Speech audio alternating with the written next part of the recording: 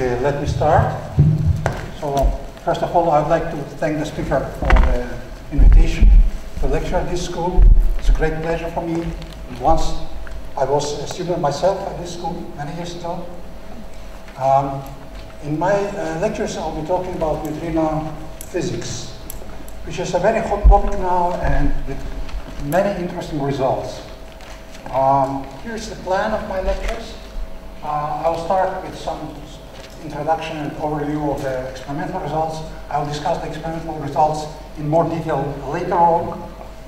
Then I'll discuss, Then I'll discuss different kinds of neutrino masses, Dirac and Majorana neutrino masses. Neutrino masses in the simplest extension of the standard model, the seesaw mechanisms. Neutrino oscillations in vacuum, first in a simplified manner, in two-flavor and three-flavor neutrino mixing schemes. And also we'll discuss the implications of CPT and CPT invariants for neutrino oscillations. Then I'll discuss neutrino oscillations in matter, the famous MSW effect. I'll start with the evolution equation for neutrino oscillations in matter. Then I'll discuss the adiabaticity condition and adiabatic evolution of neutrinos in matter. Then I will move to the non-adiabatic regime. That will discuss graphical interpretation and mechanical analogy of the MSW effect. And I will finish the matter effects, the MSW effect, with discussing Earth matter effects on the solar neutrino oscillations, which is the so-called day-night. And then I will move to a different neutrino oscillation effect in matter, which is the parametric resonance of neutrino oscillations. I'll continue with the direct neutrino mass measurement experiments and neutrinos double beta decay. And then there are several topics which I would like to discuss, but I'm not sure if I'll have enough time for that. So I marked them with a violet different color, and time permitting, I will discuss them. Otherwise, I will leave them for the questions. Okay? So these are neutrino electromagnetic properties and some subtleties of the neutrino oscillation theory, like whether we should assume that neutrinos forming different mass eigenstate, different flavor eigenstate have the same energy or same momentum, quantum mechanical uncertainties and implications for the coherence properties of neutrino oscillations, Lorentz invariance of the oscillation probability. Then the question which is quite often asked, not only by students but by more senior people, do charged leptons oscillate? We know that neutrinos oscillate. So should charged leptons oscillate as well? And if not, then yeah, why? Okay. And then one little bit specific topic which has attracted some attention recently, possible oscillations of neutrinos in Mös-Bauer type experiments. Then I will discuss neutrinos and the parallel symmetry of the universe. Neutrinos may play a very important role in the generation of the observed parallel symmetry of the universe. And the next topic I will discuss in more detail experimental results, which I will only mention briefly in the beginning of my lectures. These are solar neutrino oscillations and Cannon reactor neutrino experiment, oscillation of atmospheric and accelerator neutrinos, and finally the very recent discovery of the third neutrino mixing angle, theta-13, which is really a very, very recent result in reactor and accelerator experiment. And then future determination of the remaining neutrino parameters, which is the mass hierarchy and mixing parameter delta Cp, and the program for the future. Okay. Now, I will not discuss several topics which I mentioned here, which doesn't mean that they are not important, just means that it's not impossible to discuss everything. One of them is oscillation of supernova neutrinos, including the recent activity on nonlinear collective effects in supernova neutrino oscillation, a very interesting phenomenon. Cosmological bounds on neutrino number species and the sum of different neutrino masses. I will only mention the outcome of this constraint in the beginning of my lectures. I will not discuss in detail how they are obtained. I will not discuss a very interesting topic a possibility of having KD scale sterile neutrinos as dark matter. And I will not discuss geoneutrinos and topics like that. So this is something which will be left out of my lectures. And I forgot to mention, if you have any questions, please interrupt me at any time. Don't wait till the end of the lecture. You can ask questions anytime you have them. Okay, so neutrinos are arguably most mysterious particles we have ever discovered. I will not compare them with the Higgs boson, first of all, because we are not yet sure if the particle which has been discovered at LG is the Higgs boson. Probably it is, but still we are not sure. But otherwise, neutrinos are probably the most mysterious particles ever discovered. And the history of their discovery and the study of their properties is like a thriller. There's so many interesting and intriguing results on the one hand. On the other hand, some wrong results and movement in the wrong direction. Afterward, we had to go all the way back and start from scratch. And the history of discovery was really, of neutrino discovery was really very fascinating. We now know of 3 different neutrino species: electron, muon, and tau neutrinos. We don't know if any other neutrino species exist, but we know for sure that if they do exist, they cannot be similar to these 3 neutrino species, electron, muon, and tau. They should be sterile with respect to the electroweak interactions. We know that neutrinos are neutral, they don't have any electric charge, they're extremely light, their mass is at least 6 orders of magnitude smaller than the electron mass. We know that they interact extremely weakly with matter, and that was one reason why they were discovered only 25 years after their existence was suggested theoretically. And finally, we know that they can oscillate into each other. That's a very intriguing feature of neutrinos. They can change their identity without any external influence. So we already know a lot about neutrinos, about their properties, but still there are a lot to learn. We still do not know everything we wanted to know. So the neutrinos, electron, muon, and tau flavor are produced in nuclear beta decay in decaying some elementary particles. And as I said, there are 3 distinct neutrino species or 3 distinct neutrino flavors. But there's also some indication that some extra neutrino species, which as I mentioned, should be sterile neutrinos, that they may also exist. I will discuss that in my lectures. How do we know that there are only 3 neutrino species? This we know from the decay width of the Z boson. That boson can decay into different particles, into all quarks and charged electrons, but can also decay into neutrinos. And the decay of that boson into neutrinos we cannot directly observe. But if we compare the observed width of the Z boson with the total width measured directly, we see that the total width is bigger, so there is some invisible width, which can be attributed to the decay into neutrinos. And since we know the probability of decay into neutrino pairs, we can calculate how many neutrino species are there. And if we fit all the electroweak data to the decay width of the Z boson, we get the number of neutrino species 2.984 plus or minus 0.008, which is in a very good agreement with just 3 neutrino species. And certainly doesn't allow the existence of 4 neutrino species.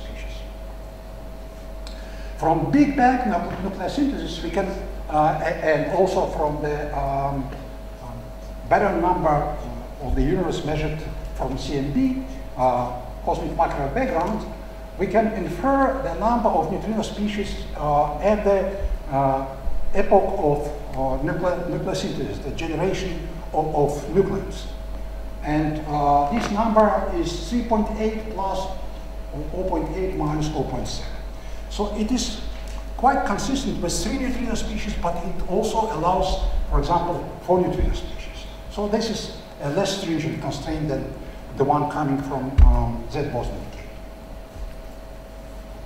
Now, what are the sources of neutrinos around us? There are many. First of all, our sun. It produces a huge flux of neutrinos. Then our Earth, there are geoneutrinos. Neutrinos produced in the decay of the radioactive elements and this is also a non-negligible flux. There are supernovae which produce a huge amount of neutrinos during their explosion. Supernova type 2A is the biggest source of neutrinos for a short period of time.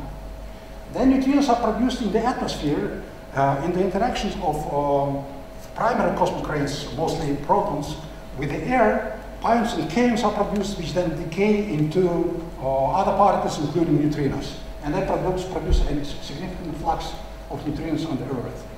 Then our atomic power plants, reactors, also produce a huge amount of electron antineutrinos. Then, of course, there are some leftover neutrinos from Big Bang nucleosynthesis, and there are man-made neutrinos produced in the laboratories just for the purpose of studying neutrino properties. Let me just say a few words about supernovae. Here there is a star which didn't seem very special until it became on the 23rd of February.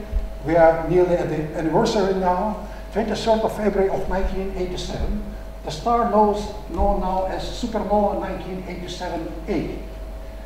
And you see the huge explosion here. It was a spectacular event with huge amount of light and kinetic energy. And the total energy released in the explosion of supernova this type is about 3 times 10 to the 53 Earths, which is about 1,000 times bigger than the total energy produced by the sun during the whole period of its existence, 4.5 billion years. So, and this energy was released within about 10 seconds only. And this spectacular phenomenon, huge amount of light and kinetic energy, is only 1% of total energy. 99% of the total energy of this explosion is carried away by neutrinos, which are not directly seen by the eye. Next, our sun. So this is a very interesting snapshot. This is a photograph of the sun in neutrino light. It was taken underground in the Suprakamyakanda laboratory. So you can see the sun underground. And that's a very interesting point. It's not only because on the cloud it's day like this, we can see the sun with neutrinos. It also tells us that the sun still shines. And this is not an empty statement. The point is that the photons which are produced deep in the core of the sun, in a very hot and dense region, do not go immediately outside the sun. They, because of very high density, they experience multiple scattering, absorption, and ray emission. And the effective time for a photon produced inside the sun, in the center of the sun, to go out is about 10 million years. So if the sun stopped producing energy several millions years ago, we would know that, if not for neutrinos. Neutrinos go out of the sun almost immediately. And the neutrinos which we see now coming from the sun were emitted in the sun 8 minutes ago. So by this we certainly know that the sun still shines. Now what are the fluxes produced by different sources? Fluxes of neutrinos produced by different sources at the Earth. The biggest one is the sun. It produces the flux of 60 billion neutrinos per square centimeter at the Earth. So everywhere in this room, including your bodies, through a square centimeter perpendicular to the sun, 60 billion neutrinos is coming every second. That's a huge amount indeed. Then relic neutrinos coming from the Big Bang epoch. So we have altogether 336 neutrinos and antineutrinos of all species in every cubic centimeter everywhere in the universe. Nuclear power plants, which I mentioned already, a typical one with a power of 3 gigawatt produces 6 to the 20 neutrinos, electron-antineutrinos per second, which creates a flux of 5 times 10 to the 11 per square centimeter per second at a distance of 100 meters. Also a huge flux. So neutrinos are all around, as I said. But fortunately, they are not dangerous for us because they interact extremely weakly with matter. An interesting point is that the mean free path of a neutrino, typical MeV scale neutrino, like the neutrino from the reactor or from the sun, in lead is 1 light year. This gives you the idea of how big the neutrinos actually interact. So we have to build huge detectors to really see them. Now, if they are so bigly interacting, why do we care about them? Why are neutrinos interesting and important?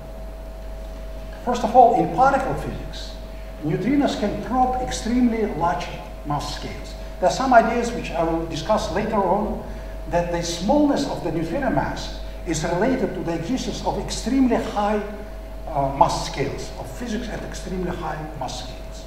And the mass scales are so high that there is absolutely no hope to check them directly with accelerators. So the only way to prove them is through studying neutrino properties indirectly. Another idea trying to explain the same fact, the smallness of the neutrino mass, that there may exist some extra dimension, that we only live in some subset of multidimensional space-time. And neutrino can also provide us with some interesting information about these extra space-time dimensions. Neutrinos can actually be at the root of the flavor problem itself, one of the main problems in particle physics. In nuclear physics, there are very intricate relationships between neutrinos and nuclear physics. First of all, the very idea of the existence of neutrinos was put forward to explain some problems in nuclear physics, which I will discuss later on. Next, the first detection of neutrino was in inverse beta decay nuclear process at the Savannah River reactor by Rines and Cohen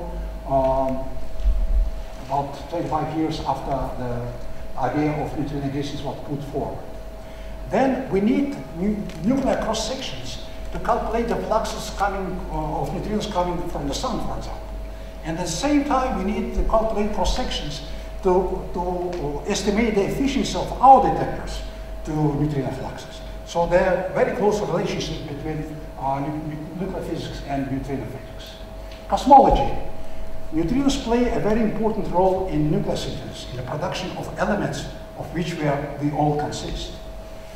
They may have something to do with dark matter problem, and they very likely they have something to do with the fact that our universe consists of matter and not of equal number of matter and antimatter. So neutrinos may well be responsible for the generation of the baryon asymmetry of the universe. Astrophysics. Neutrinos can bring us a very important information about the processes which take place deep in the stellar cores. The light which we see from the stars, including our sun, is coming from the surface of the sun or other stars. And it doesn't say anything about, well, directly doesn't say anything about what happens deep inside the stars. On the other hand, neutrinos are produced in very deep cores of the stars and carry information directly about the processes which power the stellar energy. And as I already mentioned, the supernova energy is dominated by neutrinos. The supernova energy release is dominated by the neutrinos. Now, how was neutrino actually suggested? The existence of neutrino was suggested. It has long been known that nuclei can experience beta decay. So a nucleus with an atomic number A, the charge Z, and number of neutrons N can decay into a nuclei with one more proton and one less neutron, or vice versa, and the electron or positron. Now, if this happens, one expects that the energy spectrum of the emitted electrons or positrons should be just a line, because the recoil energy of the nucleus in the final state is very, very small, because the mass of the nucleus is much bigger than the energy released in the process. So one can actually neglect this energy. And one can expect that the energy of the electron or positron emitted in the process is just given by the energy release itself. Instead, what was experimentally observed was this continuum spectrum like this one. So how could one understand this? There were some crazy ideas actually about this explanation. For example, Niels Bohr suggested that maybe energy is not exactly conserved, but only conserved on average, and not conserved in every specific process, but only on average is conserved. On the other hand, Pauli suggested that in addition to electron, there is one more particle emitted in this process, which he called, I think, neutron, and later was renamed into neutrino, after the real neutron, what we know by neutron, has been discovered. And then the energy is shared by electron and neutrino, and only the sum of the two energies is given by the discrete line. And the energy spectrum of electron should then just be given by this curve. So one should say that at that time, this was a very bold suggestion. Now, if I have any problem, we immediately say that maybe there's some extra particle, which we don't know. At that time, only neutron, proton, electron, and photon were known to exist. And to suggest that there is one more particle in the world was an extremely bold suggestion. So Pauli actually hesitated very much before he came up with this suggestion. And after he did that, he told his friend, a Swiss astronomer, Walter Baade, today I did something horrible. I suggested the existence of a particle which will never be detected. And Baade immediately offered him a bet, a case of champagne, that this particle will be detected, actually. And of course, Pauli lost this bet, but I don't think he was unhappy because of that. And the champagne was consumed, and Fred Rines, who was one of the discoverers of the neutrino, later complained that it was consumed without his presence. The point was that Pauli was at CERN at this time, and Rines was back in the United States.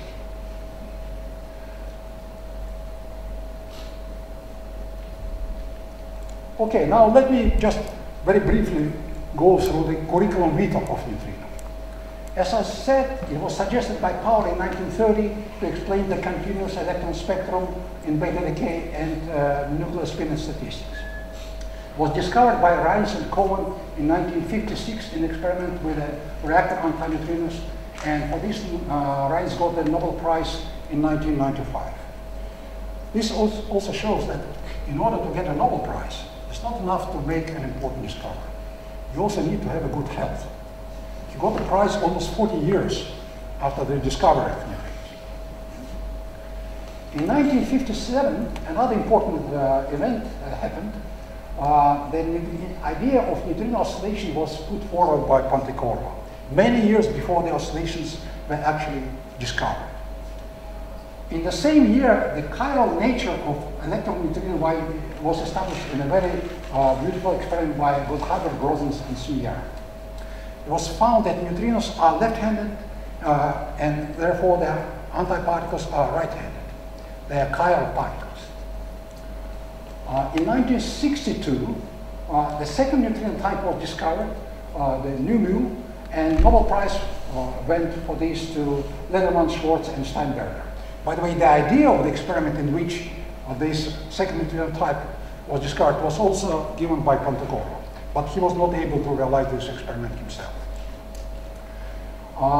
In the same year, 1962, the idea of neutrino flavor oscillation, immediately after the discovery of the second neutrino species, the idea of oscillations between different neutrino flavors was put forward by Maki, Nakagawa, and Sakata.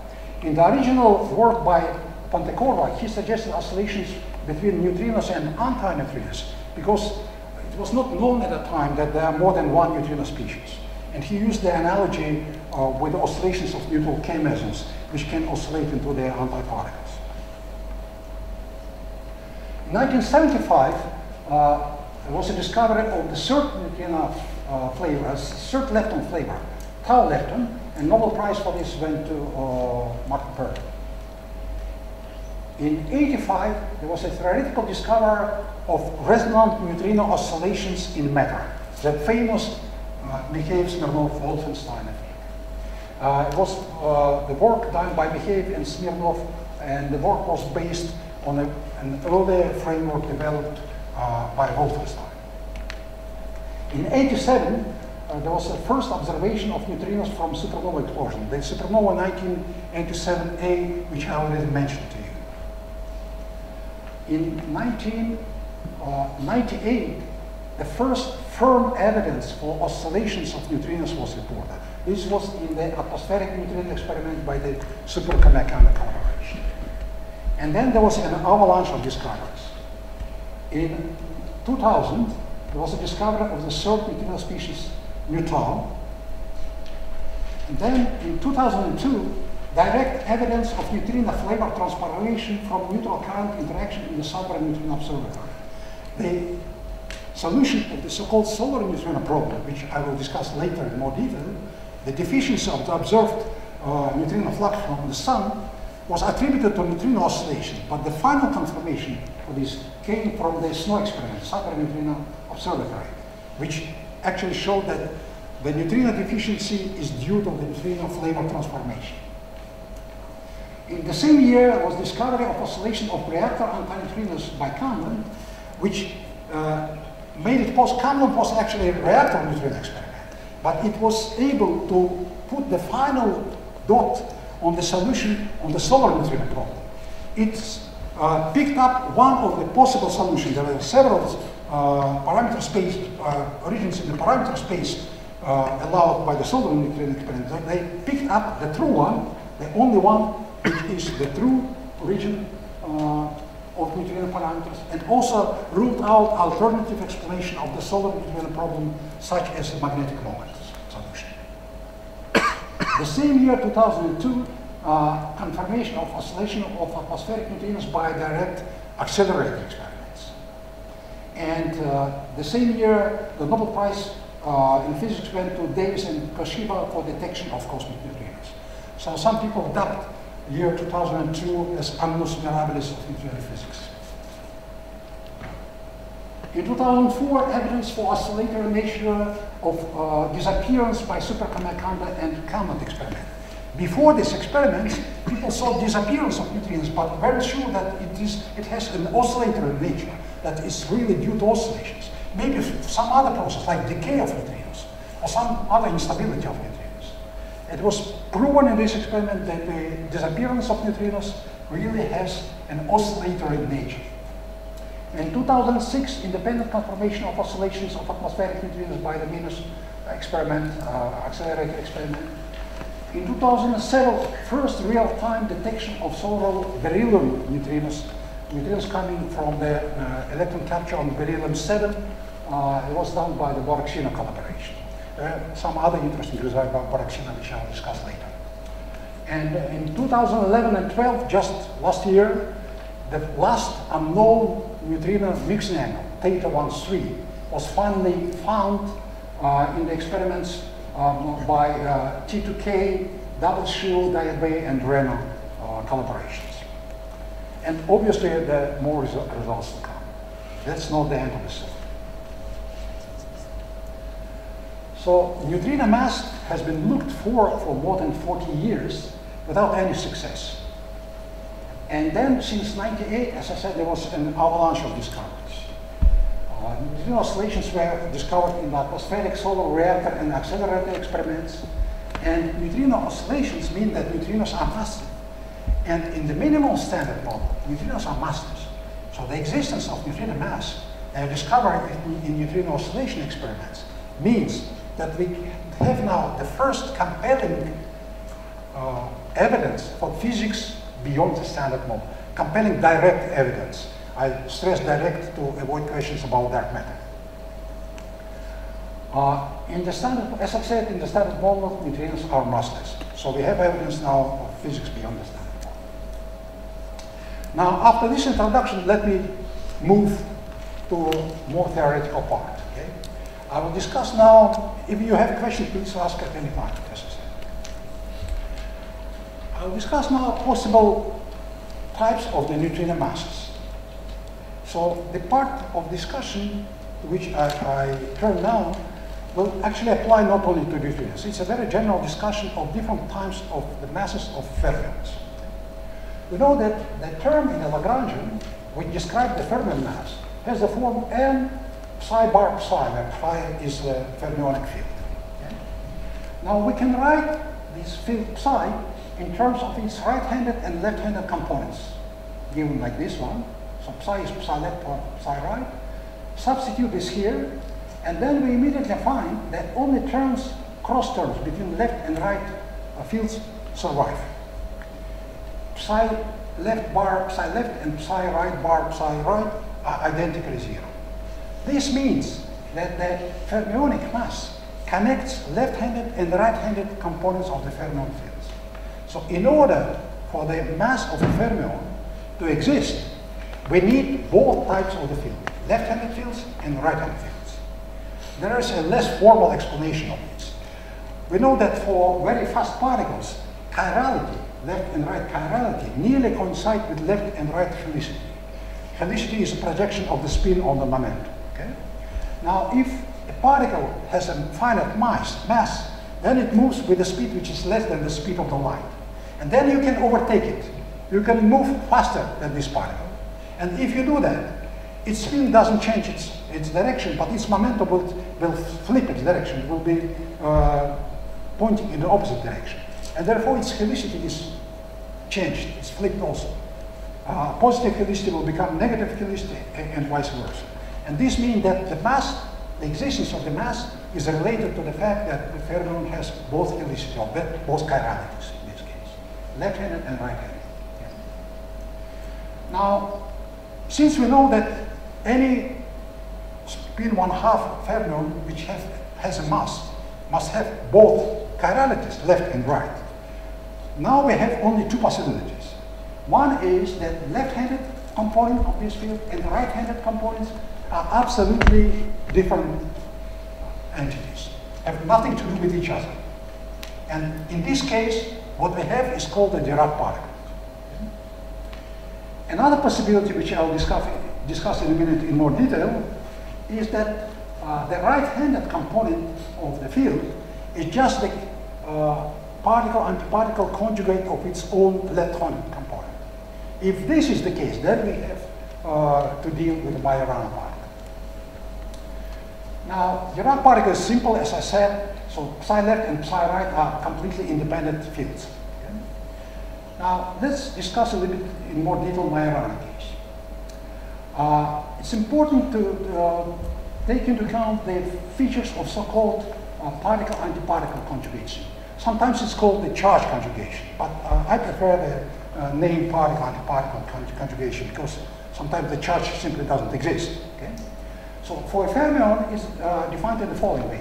The conjugate field, which is denoted by the superscript C here, is given by the matrix C times psi bar transpose. Psi bar means just the Dirac conjugation, and the matrix C should satisfy the properties C gamma mu C to the -1 is minus gamma mu transpose, and C dagger equal to C transpose to C -1 and it's equal to minus C. Now, if we use the standard representation for the Dirac's gamma matrices, then the explicit formula for C is just I gamma 2 gamma 0. There's some useful relationship which may be useful for the future material, is that if we apply this conjugation 2 times to the field psi, we find the same field as before.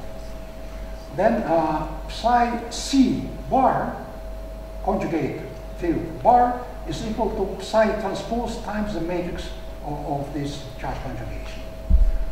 Psi 1 bar psi 2 C is equal to psi 2 bar psi 1 C. And for any 4x4 matrix in the spinor space, A, psi 1 bar A psi 2 is equal to psi 2 C bar C A transpose C to the -1 psi 1 C. Now, in the course of my lectures, from time to time, I will be giving you some problems or exercises. My suggestion is that you try to solve them. Most of them will be very simple, actually. But that's a good training, and it will help you to understand better the material. So the problem 1 is just to prove this, using the properties of the matrix C, just prove this relationship.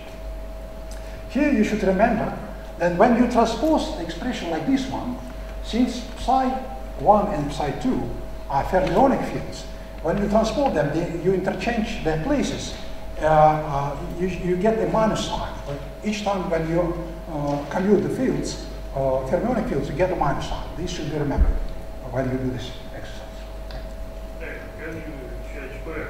Yeah. This is exercise. Okay. Just stop me at any time you want to.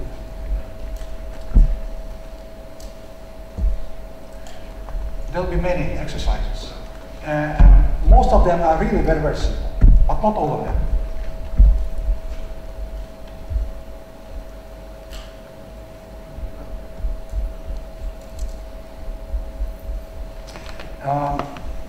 At one of the later lectures, I will also give you a list of literature in which you can find most of part of the material which I'm going to present here. And included in this list will be my lectures given at ICTP summer school. And these exercises are given there. I mean, not the solutions, but the problems themselves. Okay. You should pay small money for correct solutions. Okay, we can do that. For the best solutions of all problems. Maybe the organizers of the school can give a prize. I finished? Yes, sir. Now, if you act on the left-handed field by this particle-antiparticle conjugation procedure, you get the field which is right-handed. And also, acting on the right-handed field, you get a field which is left-handed. And that's another problem which I didn't write down here on my slide, but just take a note. That's another problem for you. To prove that acting by this operation on a left-handed field, you get the right-handed field, and vice versa. So the meaning is simple. The antiparticle of a left-handed fermion is right-handed, and vice versa.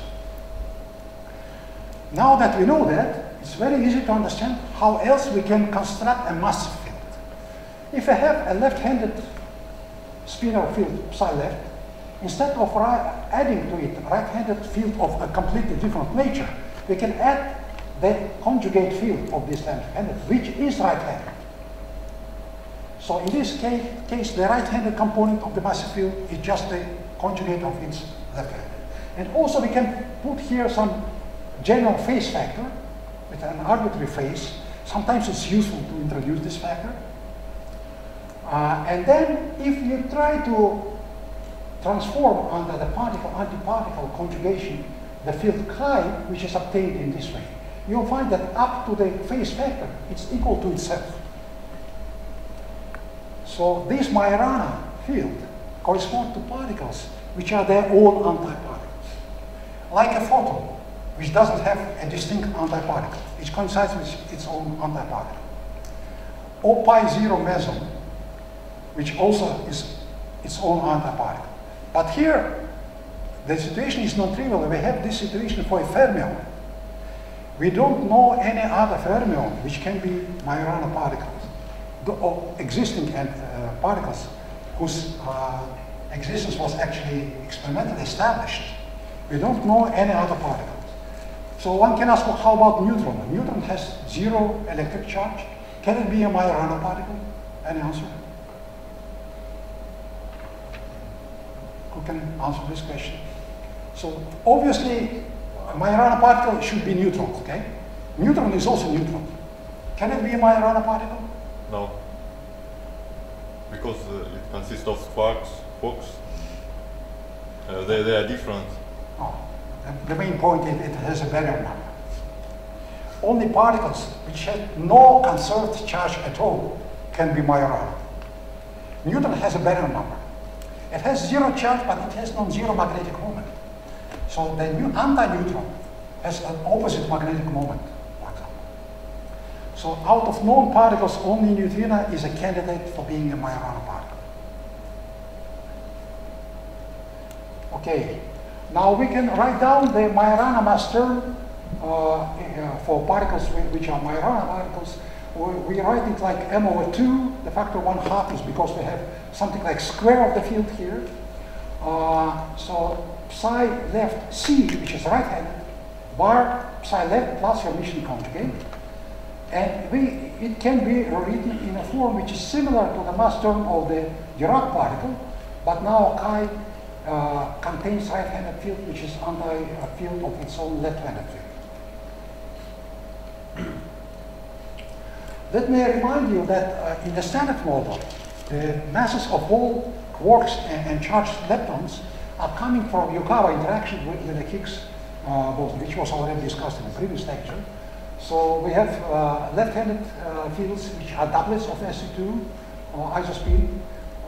So U-type, up-type quarks, down-type quarks. Then we have lepton doublet, which contains neutrino left-handed and left-handed component of the charged lepton. And H is a Higgs doublet. May I interrupt you? Yes. Sorry? May I interrupt you? Yeah, sure. As a student. Your answer was that baryonic number is different for Newton and yeah. So the baryonic number doesn't allow you to have a Majorana. In this case, you have electronic number. If it is conserved, yes. If lepton number is conserved, neutrino couldn't be Majorana. But we don't know that lepton number is conserved. That I wanted to say. Yeah, sure, yeah.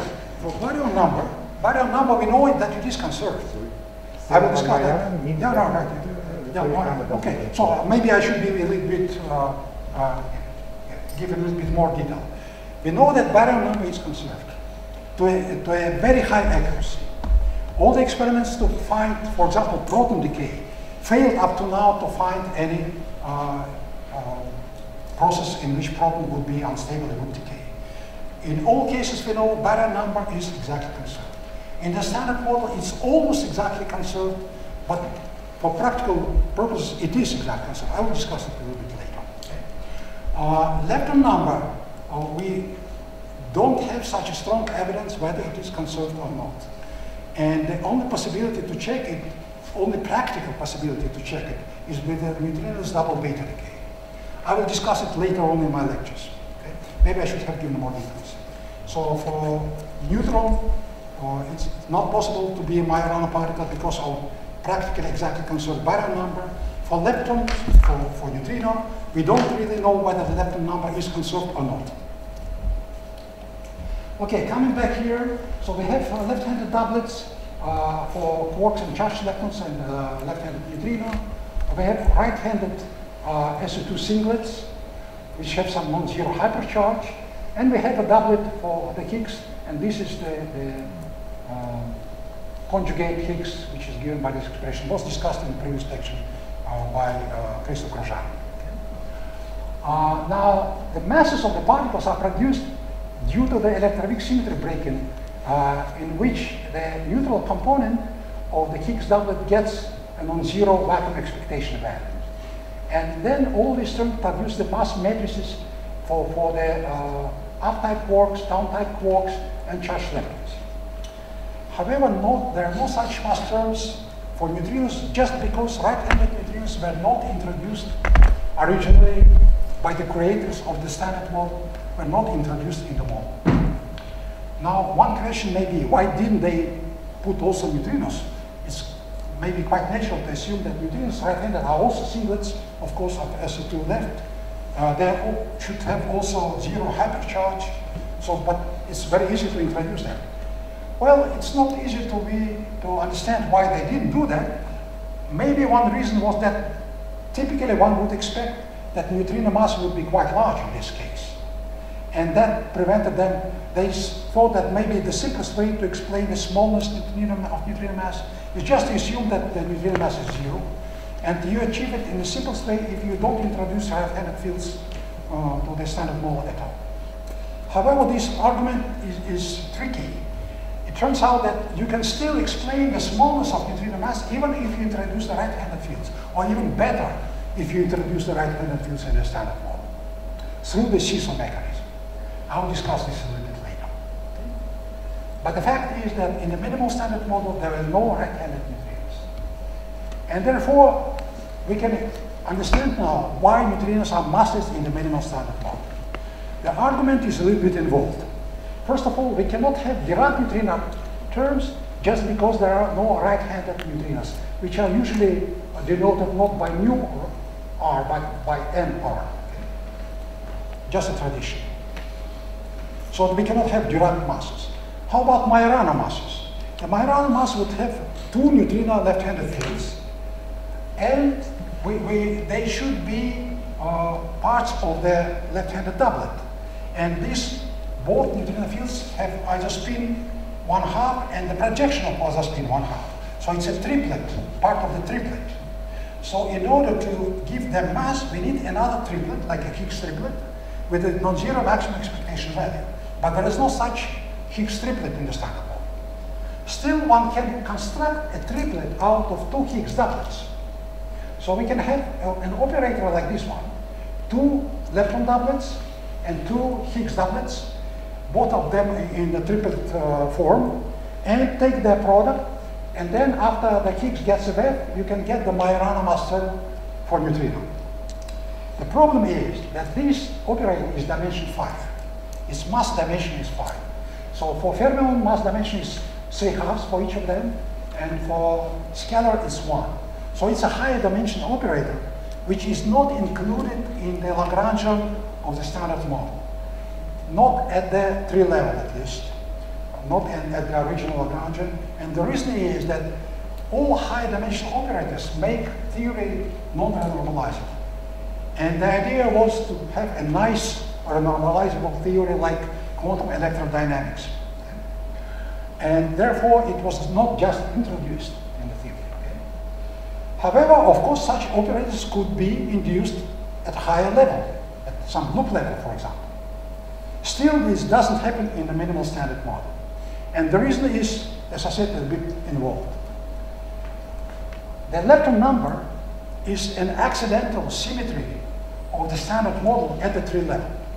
If you take the particles which enter into the standard model and try to construct an operator which would break the lepton number, you would not be able to do that if you want to have your theory still Lorentz invariant and renormalizable. You can construct some lepton flavor violating or lepton number violating operators, but only of higher dimension like this one. Or you construct some operators which are not Lorentz scalars, so they will break Lorentz symmetry.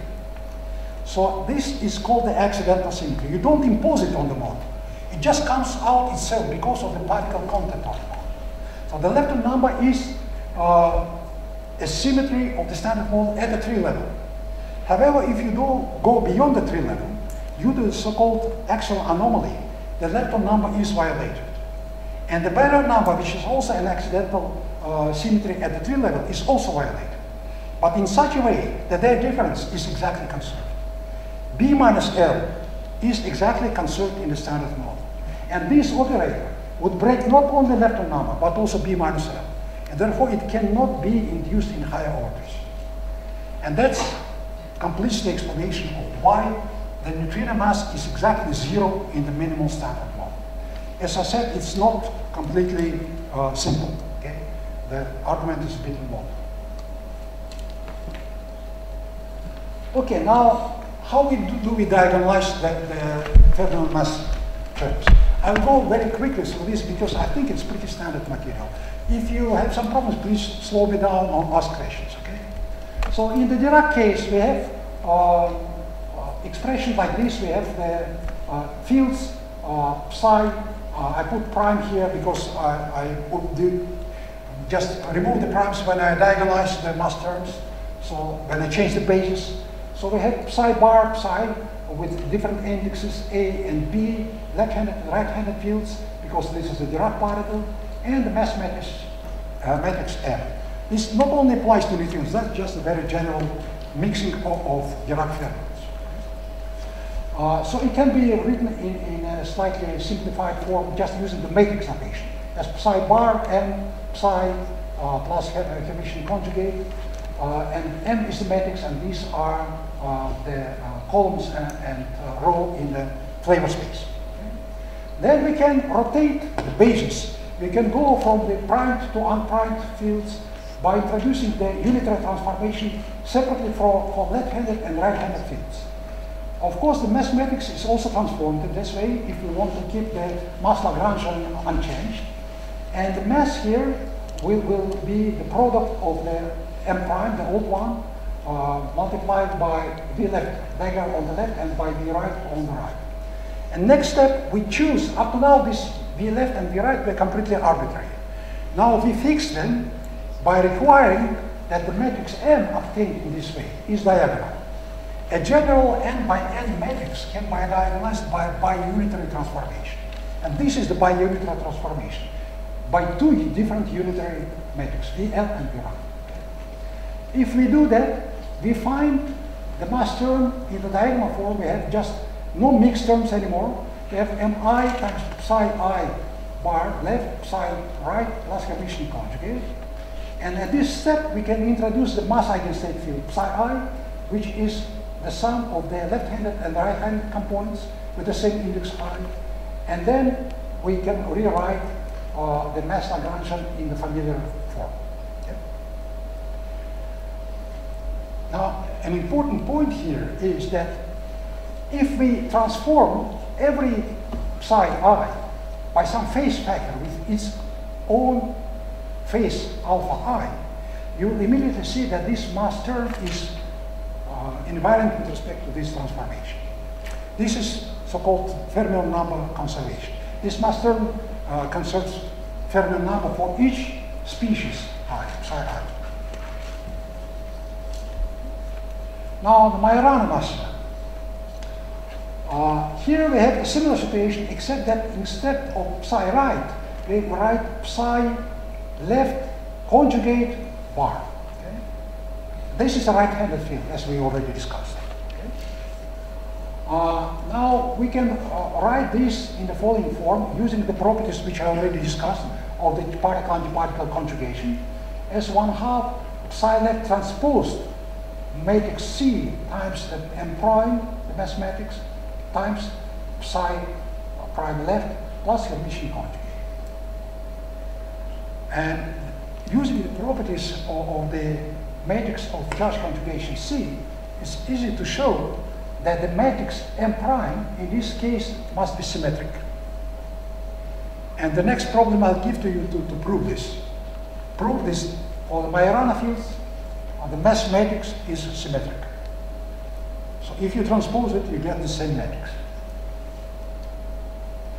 Now, a complex symmetric matrix can be diagnosed by one unitary transformation. Just one matrix UL, acting on the left and on the right, and on the left we act with the transposed matrix, on the right with the matrix itself. And we can choose this matrix in such a way that the product will be diagonal. If we do this, we find the expression which is very similar to what I discussed before for the Dirac case. We have for the sum of terms like mi, psi left I transposed matrix C, psi left I, plus Hermitian conjugate. Next step is simple. Again, I introduce the massive field. The left-handed and right-handed fields are not massive, they are chiral, they don't have any mass. But using left-handed and right-handed fields, I can produce a massive state, which are called chiral, which is psi I left.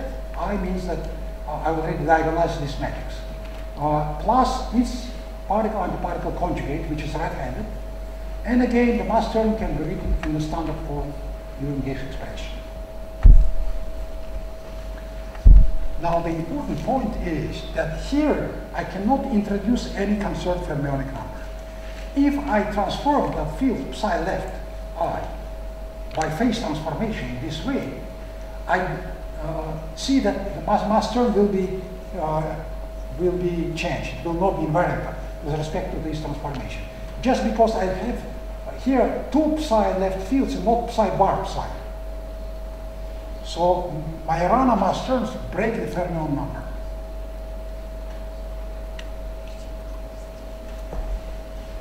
Now let's discuss the lepton flavor and lepton normal conservation in the standard model. In the standard model, the relevant terms for us are the charge current interaction term, which contains interaction of charged lepton and neutrino with W boson, then the mass terms for the charged leptons, and mass term for the neutrino. I now introduce, it's not no longer the minimum standard model. I introduced right-handed fields for neutrinos now. That's the simplest extension of the standard model to get the non-zero neutrino mass. Okay? And I'm considering the Dirac case now. Okay? Now, as I discussed before, I just rotate all the fields, neutrino fields and charged lepton fields, left-handed fields with some left-handed rotation. It just, I call it left-handed. It's just some unitary transformation for left-handed fields. Okay? Just a unitary matrix. The same for right-handed charged fields and neutrinos. And I choose these rotations in such a way as to diagonalize the lepton mass matrix and the neutrino mass matrix. And in the end, instead of this Lagrangian, I get this expression in which all the mass terms are diagonalized, but the charge interaction term gets some extra factor here, which is a product of left-handed rotation of the charged lepton mass matrix and the neutrino mass matrix. The left-handed rotation, those which diagonalize the left-handed fields.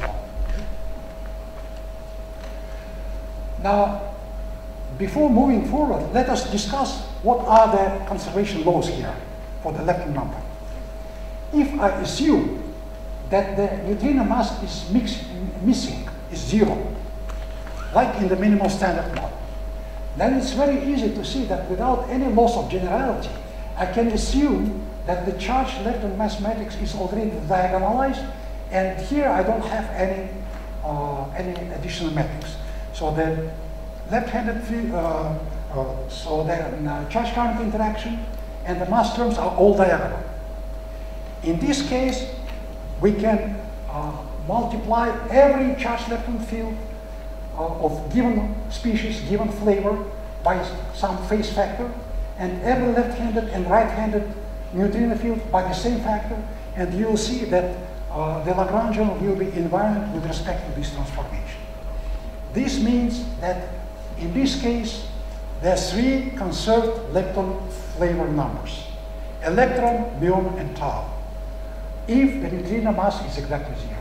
By the way, coming back, why do I say that without loss of generality I can choose the Lagrangian in this way without this matrix?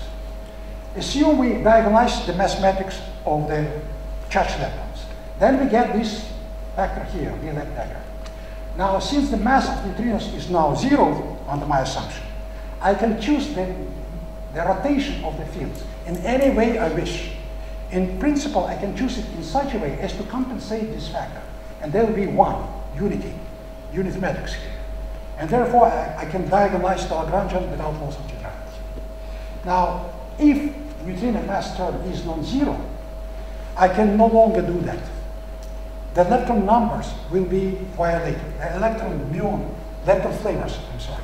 So people normally call individual lepton numbers for each lepton flavor, lepton flavors, and just the total lepton number, which is the sum of all of them, the lepton number itself. Otherwise, they call them lepton flavors. So all lepton flavors will no longer be conserved. I cannot transform the fields separately for each flavor by its own phase factor. But I can do the following. I can still transform them by the common, the same phase factor for all different flavors. For for charged leptons and for neutrinos, and then the Lagrangian will still be invariant with respect to this phase transformation. This means that the total lepton number in the Dirac neutrino case is conserved, even though the individual lepton flavors are not. Now, in 1 minute, we'll make a 5-minute break, I think, just to give you a little bit rest. But just before this, I want to say one thing. Up to now, until very recent, until the neutrino oscillations were discovered, people thought that probably lepton numbers are conserved. The electron, muon, and tau numbers are. For example, neutrinos produced together with the muon in pion decay, which we call muon neutrinos, cannot be active in the inverse beta decay in which electron is produced, which means that electron and muon neutrinos are different. So people said that's a consequence of conservation of lepton number. But the reason was that the lepton number violation is suppressed for relativistic neutrinos, because It is only there if the neutrino mass is non-zero.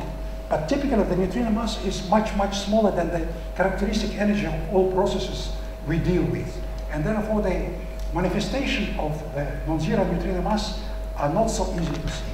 And that was the reason that people thought that these numbers were considered separately. Now we know that they are.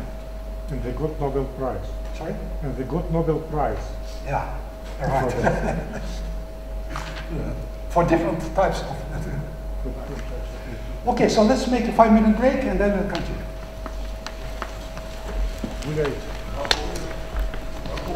Yeah, maybe questions. Yeah, I have questions, yeah. Please. Questions. So I ask. You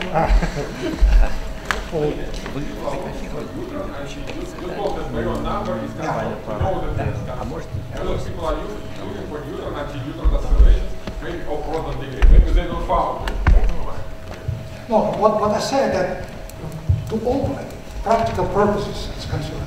This means that up to now we failed to see any manifestation. Of course, in grand unified theories, or parallel number. Let us suppose that neutron anti-neutron oscillations will be found. Yes. Is it possible for neutron to be Majorana particle? No, I think it's not. But what is the argument?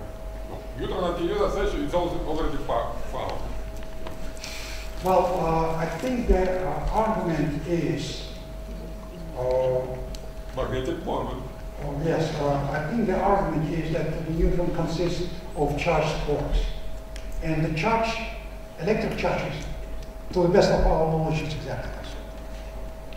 Yeah, so I would tell that the magnetic moment. If neutron Magnetic moment, yes. Diagonal magnetic moment, then it is not Majorana particle. As you told. Yes, yes. That's related to the charged quarks, exactly. Yeah, but quarks it's But that's the same thing. Let's forget about quarks. Okay. Just magnetic moment. Magnetic moment. Any charge-like quantity which flips the sign when you go from particle to antiparticle, which can discriminate.